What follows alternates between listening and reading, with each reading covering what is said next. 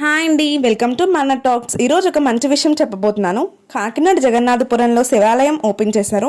ఇది కట్టడానికి సుమారుగా 7 ఇయర్స్ పట్టింది. ఎందుకంటే మధ్యలో కోవిడ్ వచ్చింది కాబట్టి. మార్చ్ 11 నుంచి 15 వరకు ఉత్సవాలు చాలా ఘనంగా జరిగాయి.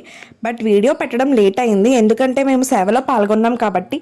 అభిషేకాలు, పూజలు, విశేషమైన హోమాలు చాలా ఘనంగా జరిగాయి. చూడ్డానికి చాలా కన్నుల పండుగగా ఉంది. ఇలా శివాలయం పునఃప్రతిష్టం జరగడం అనేది చాలా గొప్ప విశేషం. ఈ అవకాశం అన్ని తరాల వారికి దొరకదు.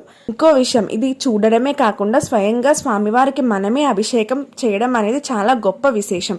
గర్భగుడిలో పెట్టే ముందు 5 రోజులు ఇలా స్వామివారికి వివిధ రకాలైన అభిషేకాలతో ఉత్సవాలు జరిగాయి. మొదటి రోజు అంటే 11వ తారీఖు నీటితో అభిషేకం చేశారు.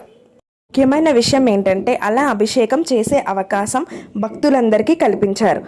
ఇది చాలా గొప్ప విశేషమని చెప్పుకోవాలి. శివాలయానికి వెళ్ళినప్పుడు గర్భగుడిలో ఉండే స్వామివారికి పంతులు గారే అభిషేకం చేస్తారు. అసలు గర్భగుడిలోకి వెళ్ళే ఛాన్స్ కూడా మనకు ఉండదు. అలాంటిది ఒకేసారి గణపతికి, అమ్మవారికి, స్వామివారికి అందరికీ అభిషేకం చేసే అవకాశం ఆ రోజు దొరికింది.